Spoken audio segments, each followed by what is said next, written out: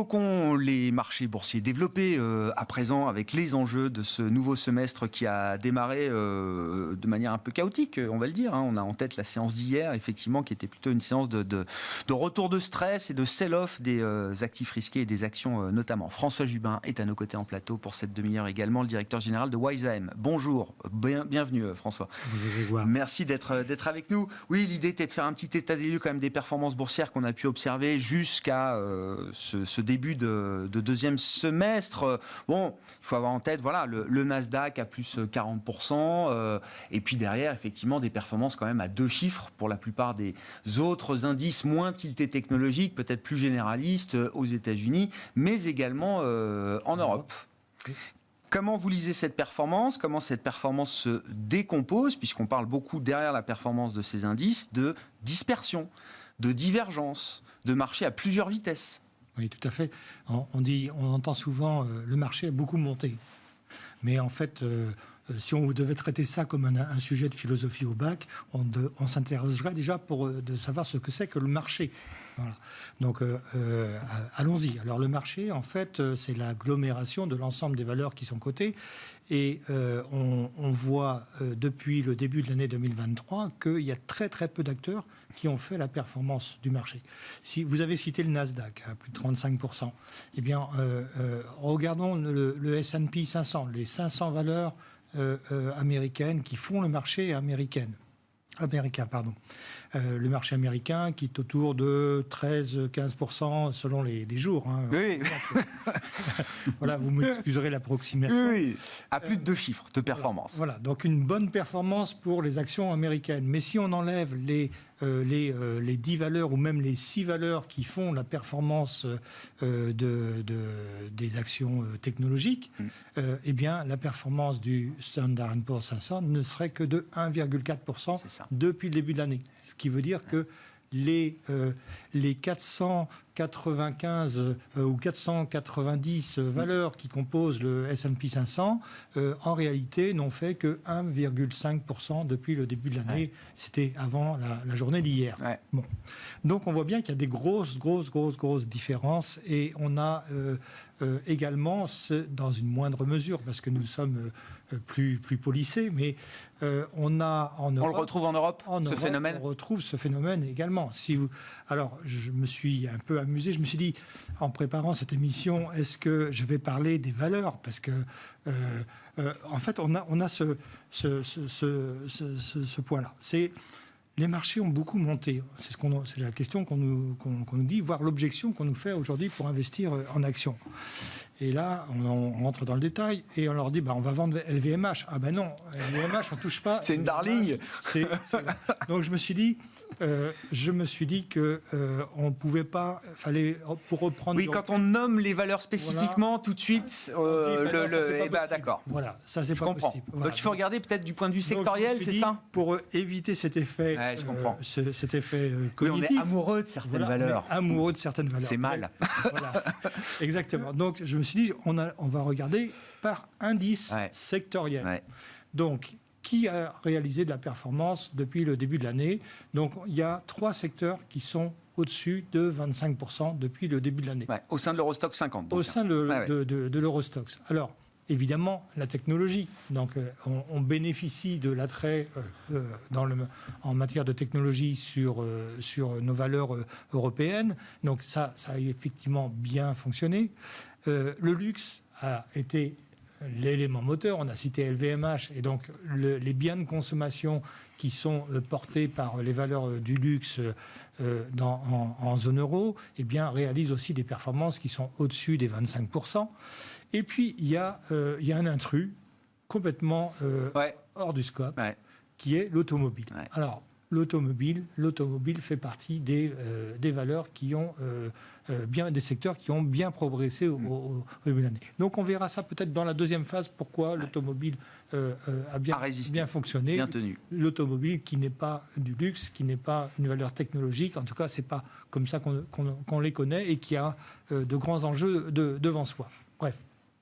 Et puis de l'autre côté du spectre, eh bien, vous avez des secteurs qui n'ont rien fait et qui sont même en perte depuis le début de l'année. Ouais. Donc, je ne parle que des secteurs des grandes capitalisations, parce qu'après, on pourrait se poser la question des petites capitalisations qui, elles aussi, ont souffert depuis le début de l'année. Et ne parlons pas les divergences, on les retrouve à plusieurs niveaux, plusieurs dimensions, bien sûr. Donc, sur les secteurs qui nous ont pas épargnés cette année, on va retrouver les matières premières, donc les minières, les sociétés minières qui sont assez cycliques, quelque part. Et puis, on a aussi des sociétés de l'énergie, de oil and gas, donc les pétrolières qui ont reculé cette année. Alors on comprend pourquoi, parce qu'après la bonne performance qui avait été faite en 2022, on comprend qu'il y a un peu de repli sur les niveaux qui est élevé. Mais néanmoins, c'est des pans importants la cote qui sont en retrait, donc tout n'a pas fonctionné. Et puis les foncières, effectivement, c'est une grosse difficulté dans le secteur. On est en train de réaliser que la hausse des taux va handicaper un certain nombre d'acteurs, dont les foncières qui, à la fois sur la valorisation de leurs actifs, vont devoir passer des dépréciations. Bien sûr. Et puis également sur des charges financières qui vont... des groupes qui sont endettés quand même très lourdement. La foncière fonctionne. Bien sûr. C'est un effet. C'est le vrai G, bien sûr. C'est un effet. Bien sûr. Donc il y a la double peine pour ce secteur-là. Donc on avait des loyers qui étaient bien au-dessus des coûts financiers, et là les coûts financiers augmentent, et voilà. Donc ça c'est l'état des lieux, ça. L'état des lieux. Et on n'a pas parlé des bancaires qui se retrouvent au milieu, en fait. Et en fait, les bancaires ont eu un scénario, une performance qui est tout à fait raisonnable dans le marché. Mais bon, il y a eu un avant-après SVB pour le secteur bancaire, y compris en Europe. Oui, mais c'est revenu un peu. Oui, je comprends. Oui, c'est ça. Une fois qu'on a fait cet état des lieux, qu'est-ce que ça induit comme réflexion en matière justement de stratégie d'investissement pour la partie boursière sur les prochains mois et les prochains trimestres, François? Est-ce qu'on a envie de continuer de payer ce qui a le mieux marché au premier semestre? Ça pose la question de comment ces valeurs-là sont valorisées aujourd'hui, quel rendement, quelle valorisation est-ce qu'elles ont aujourd'hui dans le marché? Ou est-ce qu'on est tenté de regarder justement à l'inverse ce qui n'a pas fonctionné au cours du premier semestre? Alors, on se dit que le marché a monté. C'était le postulat de départ, oui. On a vu que le marché, c'était pas le marché. Bon. Donc ça, c'est la première chose. Et on se dit, bah oui, ça a beaucoup monté. Et puis, deuxième proposition dans la phrase, c'est demain, nous avons un ralentissement économique qui pointe.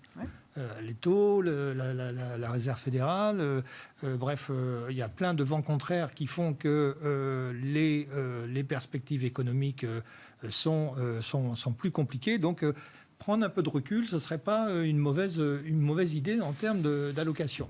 Bon, une fois qu'on dit ça, alors on va dire, on va vendre LVMH. Toujours pas. Non, parce que là, ils ne vont pas reculer.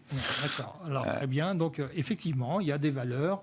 Je ne dis pas que ça ne va pas continuer, mais en tout cas, il y a des valeurs qui, aujourd'hui, ont un business solide qui semble invariant, en tout cas assez peu sensible à la conjoncture économique et au ralentissement. Et dans la technologie, pour peu qu'on s'intéresse à l'intelligence artificielle, on est capable de faire des bêtises humaines. Mais donc sur ce sujet-là, on va se dire, on va regarder les valeurs qui sont les plus cycliques. Voilà. Et en fait, les valeurs les plus cycliques sont aussi celles qui ont baissé. Donc quelque part, on peut se poser la question de savoir si dans les prix que nous avons aujourd'hui, on n'a pas eu un excès de pessimisme sur ces valeurs-là.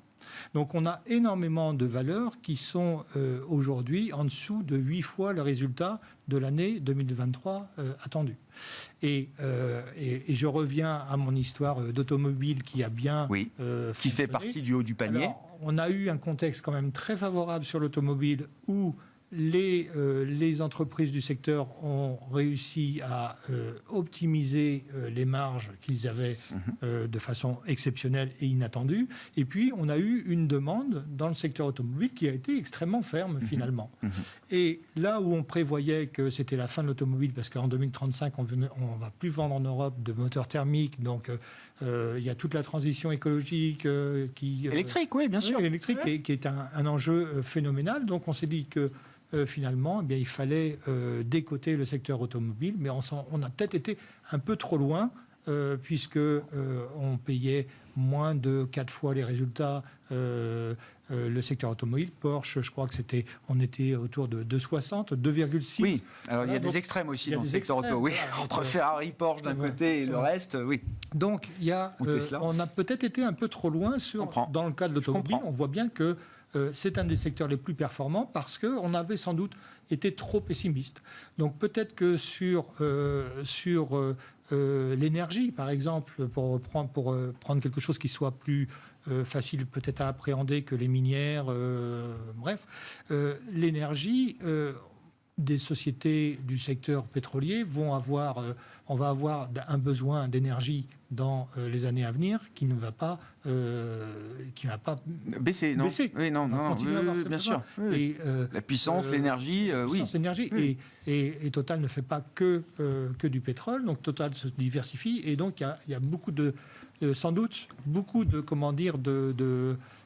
résilience à attendre sur certains de ces secteurs qui aujourd'hui escomptent énormément des mauvaises nouvelles sur la le point clé, c'est ça. C'est-à-dire les secteurs que vous citez dans le domaine de la value, et c'est l'intérêt de l'investissement value, c'est qu'on est arrivé à des niveaux de valorisation dans ces secteurs qui peuvent supporter le ralentissement économique à venir, l'atterrissage qu'on attend, que ce soit l'atterrissage américain, le ralentissement européen, en tout cas dans une certaine mesure.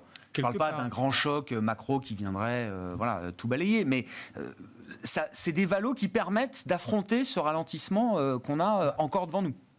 C'est tout l'enjeu. Ouais. C'est tout l'enjeu. C'est l'enjeu du raisonnement. Mais Bruno Vanier rappelait tout à l'heure que le fait que ça soit pas cher. Oui, c'est parfois un piège. Ça peut rester pas cher longtemps. Oui. Rester pas cher longtemps. Mais on a l'exemple de l'automobile qui a été un secteur extrêmement décoté. On a l'exemple du secteur bancaire qui a eu également une phase une traversée du désert qui a duré 3 ans et qui commence à montrer que finalement le pire n'est jamais sûr.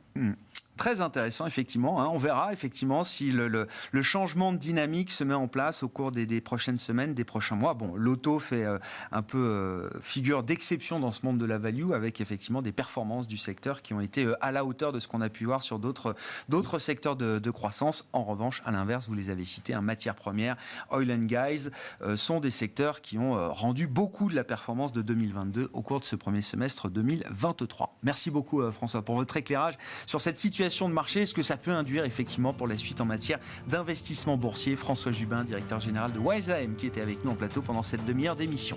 Voilà pour Smart Bourse à la mi-journée. On se retrouve à 17h, bien sûr, en direct sur Bismart.